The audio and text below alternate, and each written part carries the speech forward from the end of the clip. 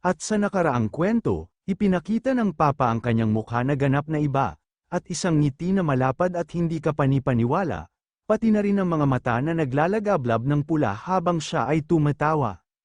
Napalingon siya nang marinig ang tinig ni Henry mula sa likod ng pinto, sinabing sa wakas ay nahuli din niya ang tusong matanda. Binuksan niya ang pinto gamit ang isang matinding sipa mula sa kanyang paa.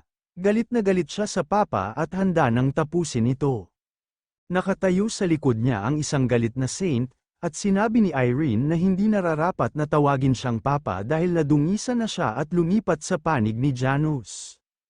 Gayunpaman, kahit nahuli na siya, hindi apektado ang Papa sa mga sinabi ni Saint Irene at ipinahayag na upang ipakita sa kanila ang lakas ng Diyos na kanyang pinaglilingkuran. Ibinuklat niya ang mga braso at ang buong banal na templo ay natakpan ng isang madilim at mapula na aura. Patuloy na pinagmamasdan ni Saint Irene ang Papa na si Ross Borgia, na nagpapalit ng bago nitong anyo, at hindi siya makapaniwala sa kanyang nasasaksihan. Samantala, binago ng Papa ang hitsura nito at anyo ng katawan, lumulobo siya at naging mas matangkad at nagbago ang posisyon ng kanyang mga kamay at paa. Malakas na enerhiya ang sumisibol mula sa kanyang anyo at si Henry ay nagtatangkang protektahan ang sarili gamit ang mga braso, habang si Saint Irene ay nagtatago sa likod niya. Si Ross Borgia ay naging isang nilalang na hindi kayang isipin, tinawag niyang hangal si Henry at ipinaalam na ang Diyos na kanyang pinaglilingkuran ay si Arthur lang mismo.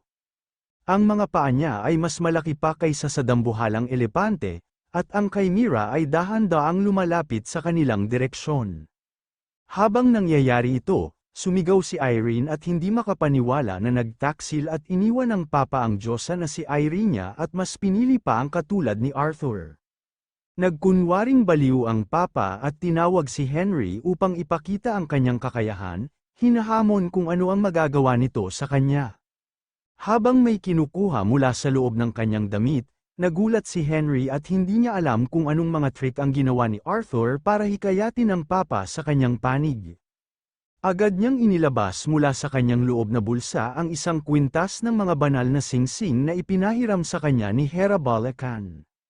Nang makita ang bagay na kinuha ni Henry, tinanong ni Ross Borgia kung kaya ba siyang saktan ng mga mababang grado na banal na bagay na ginamit niya, at sinabing peke ang mga singsing na iyon. Samantala, isinuot ni Henry ang lahat ng singsing sa kanyang mga daliri, at sinabi niya sa Papa na siya ay nagkakamali, dahil hindi siya naniniwala sa mga divine items. Ginawa nitong tensyonado ang Chimera na si Ross, patuloy na nakatingin sa mga kumikinang na mga singsing na suot ni Henry. Idinagdag pa ni Henry, na naniniwala siya sa kanyang sarili na kaya niyang hatiin si Ross sa maliliit na piraso at ipadala siya sa kabilang buhay kung saan siya nararapat. Nagpanggap naman ang Papa na hindi natatakot at sinubukang ipakita na hindi siya naniniwala sa linya ng fairy tale ng mga bata. Tumalon na napakataas si Henry at malapit nang magsimula na hampasin ang Papa ng espada, at ang markanira ay nagliliyab sa itaas niya. Nagbigay siya ng isang malupit na pag-atake at si Ross ay nagsimulang sumigaw na hindi ito maaaring mangyari, habang ang buong silid ay nabubulgar ng mga pulang piraso mula sa Chimera. Matapos mapatay ang Papa, napansin ni Henry na may nangyayari sa loob ng kanyang bulsa at naalala niya ang itlog. Nang makuha ito, nakita niyang nabasag ito sa laban, hindi niya alam kung anong klaseng itlog ito o kung bakit ibinigay ito sa kanya ni Hera.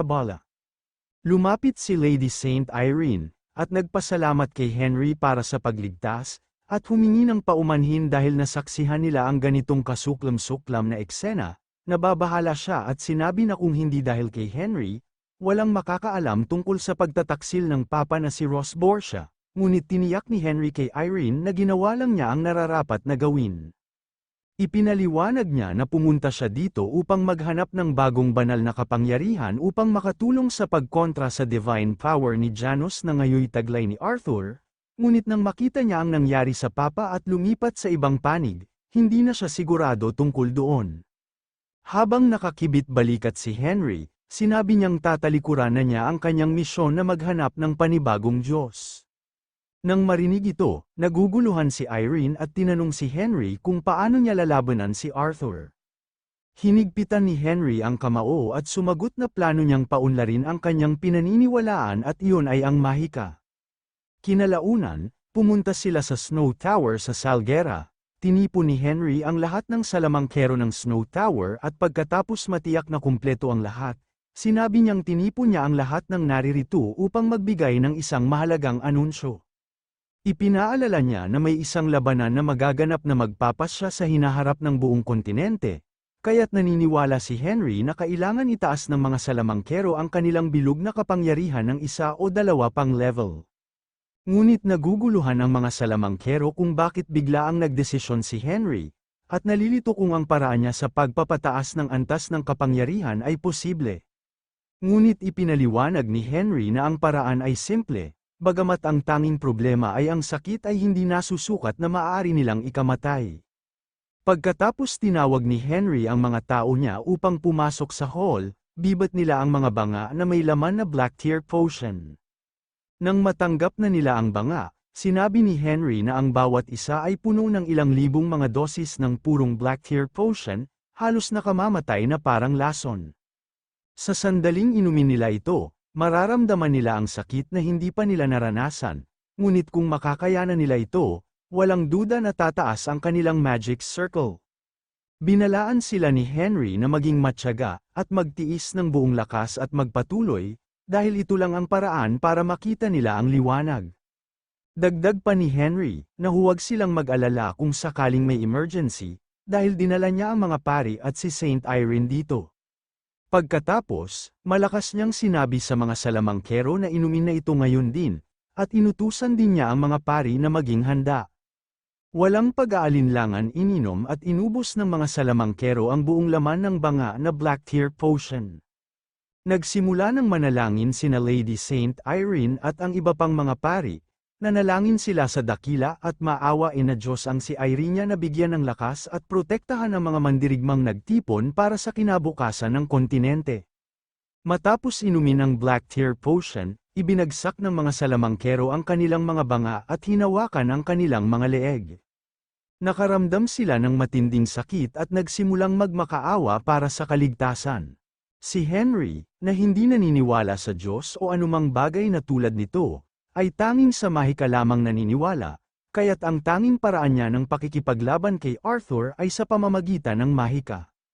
Naniniwala siya na ang mga salamangkero ay parang apoy, kapag mas marami sila, mas malawak ang pagkalat ng apoy. Kaya gusto niyang malampasan nila ito at makita ang tunay na potensyal ng mga salamangkero. Ilang sandali pa, natapos ang lahat, nakahandusay ang mga pari sa sahig, pagod at pilit na bumabawi ng lakas mula sa mahabang ritual. Lumapit si Henry sa mga salamangkerong nakahandusay at sinabi na naging maayos ang lahat ngayon, at silang lahat ay nagtagumpay at nasa antas na ng ikapitong bilog ng kapangyarihan. Lumingon siya kay Irene, at nagpahayag ng pasasalamat sa kanya at sa mga paring taimtim na nanalangin sa buong proseso, at sinabi ang dahilan kung bakit naging posible ang lahat ng ito. Pagkatapos, nilinaw ni Henry na may isa na lamang natitirang tao, nabigla ang banal at nagtanong kung sino ang tinutukoy. Sinabi ni Henry na ang taong susunod sa yapak ng kanyang master at mararating ang ikawalong bilog, ay siya mismo. Nagtipon ang mga pari sa lobby sa unang palapag at nakapalibot kay Henry. Lumikha sila ng banal na bilog. Sinabi ni Henry sa kanila na alagaan siya upang ligtas nitong makamit ang ikawalong bilog. Nang handa na ang lahat, binuksan ni Henry ang maliit na banga na parehong may laman na Black Tear Potion at ininom ito. Nang matapos, nagsimulang kumunat ang noo at mag-iba ang ekspresyon ni Henry, tensyonado siya dahil magsisimula na ang pinakamatinding yugto. Sa matinding sakit, lumuhad siya habang hawak ang kanyang lalamunan at sumigaw ng malakas. Nanalangin muli si Irene na protektahan ang mga mandirigmang naroon para sa kinabukasan ng kontinente. Patuloy ang sigaw ni Henry sa matinding kirot, inasahan niyang ibang lebel ng sakit, ngunit ito ay lagpas sa kanyang inaakala. Di nagtagal, naglabas ng malakas na berdeng enerhiya ang mahiwagang bilog, at lumiwanag ang buong paligid. Ang sirang itlog sa bulsa ni Henry ay lumiwanag sa sarili nitong ilaw. Habang patuloy sa panalangin si Irene, naramdaman niya ang banal na enerhiya sa tabi niya. Matapos ang proseso, nakahandusay si Henry sa sahig, tanging ulap o hamog ang nakapaligid sa kanila. Tiningnan siya ng mga pari, ang kanilang pag-asa ay bumangon ng dakilang salamangkero. Dahan-daang tumayo si Henry, habang naglalaho ang ulap, nakita ng mga pari ang kanyang bagong anyo, mas mahaba ang kanyang buhok at may mahiwagang bilog sa kanyang dibdib na nagliliwanag sa iba't ibang kulay. Sinabi niya na ligtas niyang narating ang ikawalong bilog, at taos-puso siyang nagpasalamat sa lahat ng tumulong sa kanya. Nang matagumpay na makamit ito ni Henry, lumuhad at binati siya ni Saint Irene bilang kataas-taasang salamangkero. Sumunod naman ang lahat ng pari at nagbigay pugay kay Henry. Matapos makamit ang ikawalong bilog, ay nakontento si Henry. Nahihiya siya sa bago niyang anyo kaya agad niyang binalik sa dati ang kanyang anyo gamit ang mahika.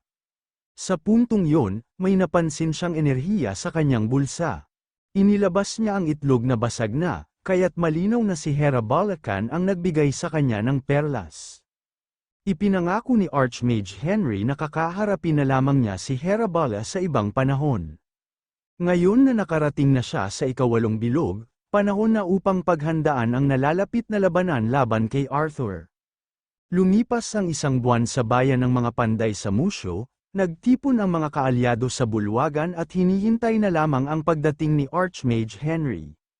Sa loob ng bulwagan kasama si Ronan, na agad napansin ni MacDowell at sinabi na nabalitaan niyang ang kanyang ama ang nagsanay sa kanya sa loob ng isang buwan sa sining ng espada upang lumaban kay Arthur. Alam din ni MacDowell na si Henry ang nagrekomenda kay Ronan, kaya tinanong niya ito kung sa palagay niya ay handa siyang harapin si Arthur matapos ang isang buwan na pagsasanay. Buo ang loob ni Ronan at kumpiyansa sa kanyang kakayahan na magagawa niya ito. Nagtanong din si Kington Forum sa kanila kung mahusay ba nilang nahasa ang hari na si Hera Ryan sa sining ng espada. Tumugon si Hera Ryan bilang pagkumpirma. Kaya pinahayag ni Kington na inaabangan niya ito na kaya niyang harapin si Arthur gamit ang natutunan niya mula kay Behold at MacDowell.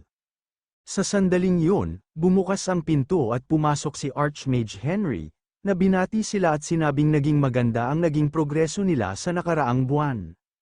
Habang naglalakad si Henry papasok ng bulwagan, bumalat sa kanya ang isang makapangyarihang luntiang aura, agad siyang nag-alok na magsimula ng pag-uusap.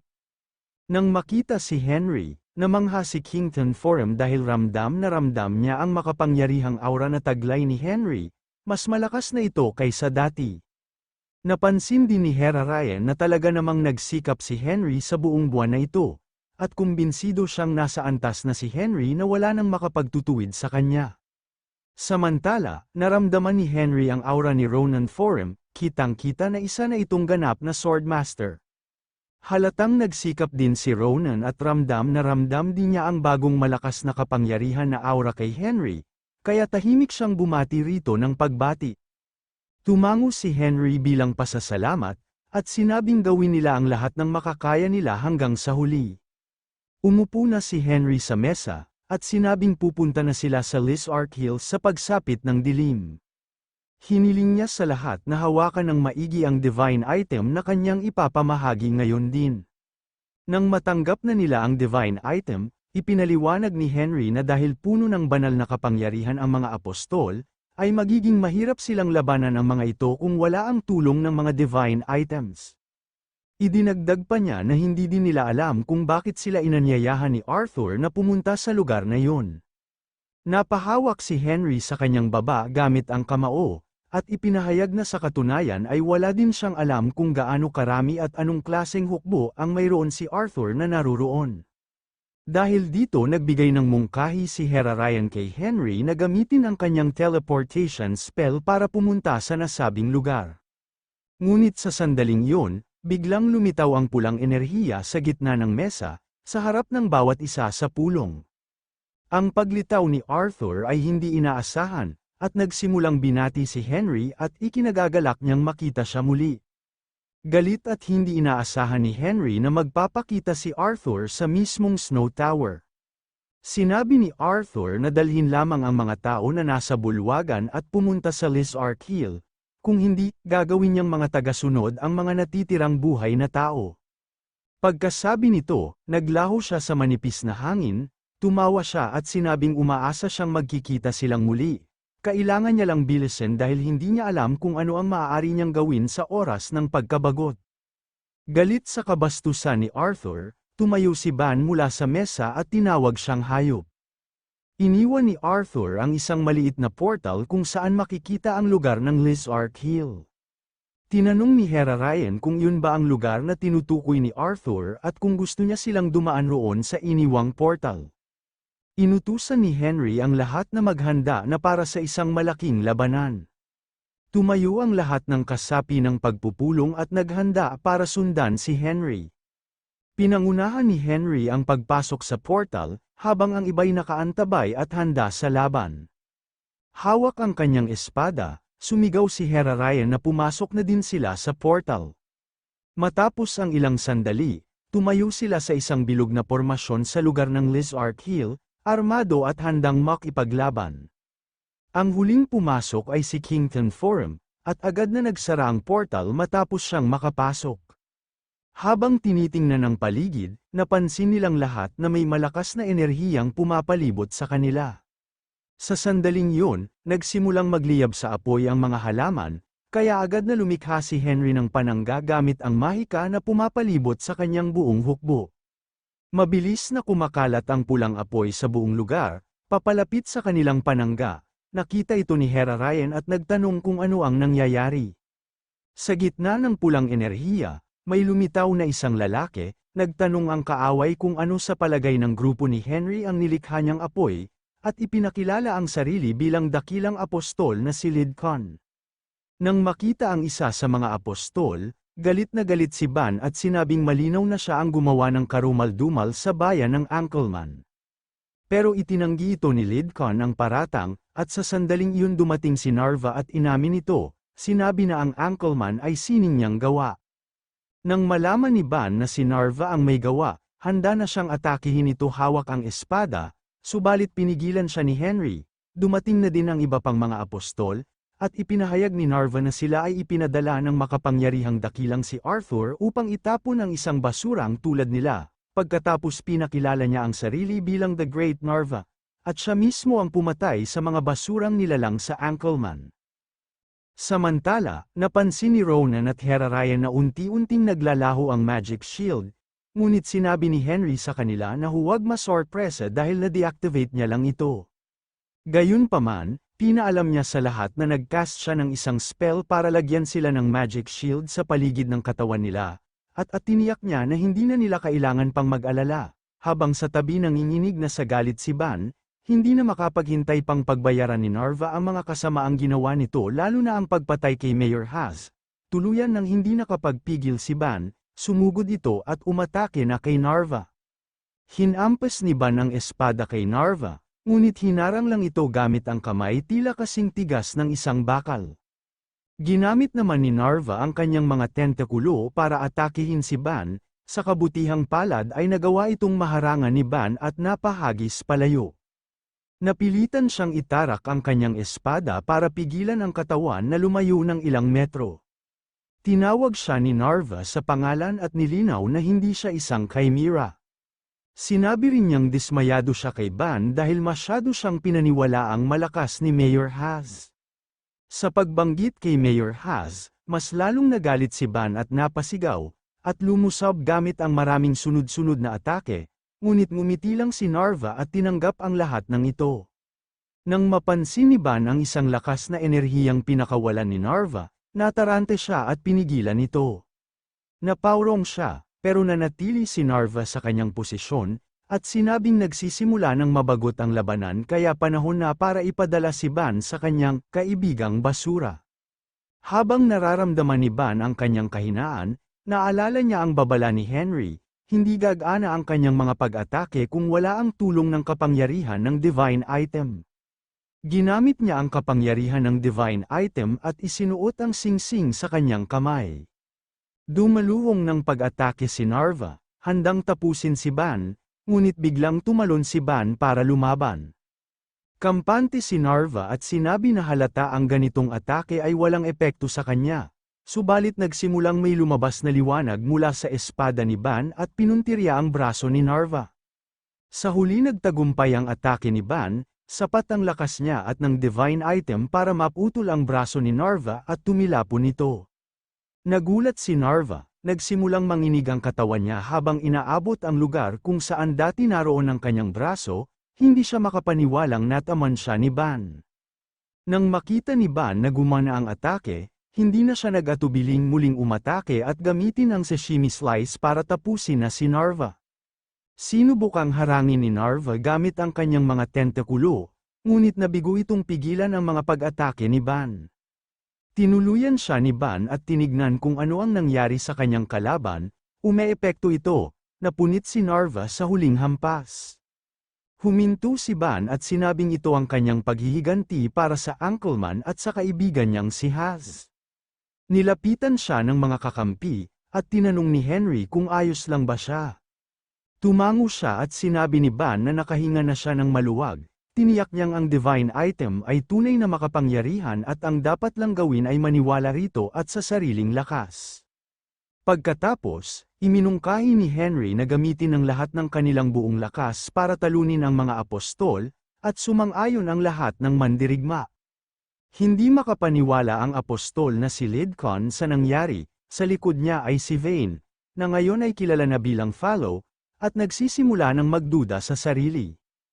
Isang grupo ng mandirigma ang sumugod sa kanila, sumigaw si Behold na wala na silang dapat katakutin, at sinabayan nito ni McDowell, panahon na raw para durugin ang mga Chimera. Ngunit biglang lumitaw ang itim na ulap at binalot ang kapatagan. Tumigil ang mag-ama ng pamilya Forum, naguguluhan. Napansin ni Ronan si Henry, ngunit tinaas ni Henry ang kamay at sinabihang manatili siya sa kanyang pwesto, pagkatapos nito, nagkaroon ng teleportasyon. Mag-isang lumitaw si Henry sa ibang lugar, tiningnan niya ang paligid na halos balot ng itim na usok. Iniangat niya ang kanyang kamay, pilit inaalam kung ano ang nangyayari. Isang boses ang tumawag sa kanya. Paglingon niya, nakita niya si Draken Lotek, nakaupo sa tuktok ng batong burol, nasa bagong anyo at puting kasuutan, inayos niya ang buhok, at nagsimulang magpakilala kay Henry. Pagkakita kay Draken, inutusan siya ni Henry na ibalik siya sa kanyang mga kasama, kung hindi ay papatayin niya ito dito mismo ngayon. Tumayo si Draken mula sa bato at sinabing nagulat siya nang malamang si Henry pala ang nakatagong disipulo ng dakilang salamangkero. Dahil naisip niya na ang kanyang master ay isang tao na hindi kailanman magbabahagi ng kanyang kaalaman sa iba, habang lumalapit kay Henry. Ayon kay Draken, ang dakilang Archmage Henry ay mabait, matalino, at siya ay may kamalayan ng mapagbantay na mga mata sa paligid niya. Hindi maintindihan ni Henry kung ano ang sinasabi niya. Ipinaliwanag ni Draken na nilimitahan ng master niya si Henry Morris ang iba't ibang paraan ng pag-unlad ng mahika. Wala nang pasensya si Henry at agad siyang nagpalabas ng kidlat, at sinabing walang kabuluhan ang kanyang binubulalas at hindi na siya karapat-dapat pang pakinggan. Isang haligi ng bagsong enerhiya ng kidlat ang namuo at tinamaan si Draken. Tahimik ang paligid, tumayo si Henry at tumingin sa unahan, buhay pa si Draken. Sinabi ni Draken na hindi pa siya tapos magsalita. Hindi naman makapaniwala si Henry kung bakit buhay pa ito kahit sigurado siyang tinamaan niya ito. Ipinagpatuloy ni Draken ang pagsasalita at lumapit kay Henry. Habang buhay pa raw si Henry Morris, ipinagbawal nito ang pagsasaliksik tungkol sa itim na mahika, pati na rin ang anumang eksperimento sa tao. Inutusan nitong lipulin ang lahat ng Black Mages sa buong kontinente, at sunugin ang lahat ng aklat tungkol sa itim na mahika. Nang tanungin kung ano ang ibig sabihin nito, sumigaw si Draken na ito'y isang malaking kasalanan. Ipinaliwanag niyang nilimitahan ni Henry Morris ang ibang salamangkero dahil lang sa mas marami siyang mahikang, bilog, at pinaslang ang mga walang kasalanan dahil lang sa magkaibang landas ng kaalaman. Tumalikod siya at sinabing ang kanyang master ay ganap na baliw, at simula noon, nabalot ng dilim ang Magic Tower. Tanging si Lord Arthur lamang daw ang nakakaintindi ng kanyang layunin at siyang nagbukas ng daan para sa kanya. Itinaas ni Henry ang kamay, at napagtanto na sayang lang ang oras sa pakikipag-usap sa lalaking katulad ni Draken, Muli siyang gumamit ng mahikang kidlat, at sinabi kay Draken na masyado nang nakakaantok ang mga sinasabi nito. Pinakawalan ni Henry ang parehong pag-atake, isang kidlat ang tumama sa katawan ni Draken habang nakatalikod. Nang matapos, pinagmasdan ni Henry ang katawan nito. Akala niya ay patay na si Draken dahil nakahandusay na ang katawan nito sa lupa at hindi na gumagalaw. Bigla na lang naramdaman niya ang isang kamay na nakahawak sa kanyang balikat.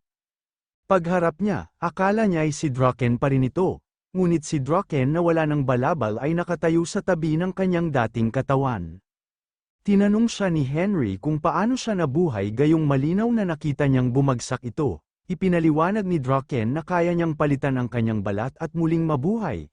Isang kapangyarihang tinatawag niyang rebirth, at ito ay isang kapangyarihan na nakamit niya para sa kanyang sarili. Napagtanto ni Henry na natuklasan ni Draken ang paraan para mabuhay magpakailanman.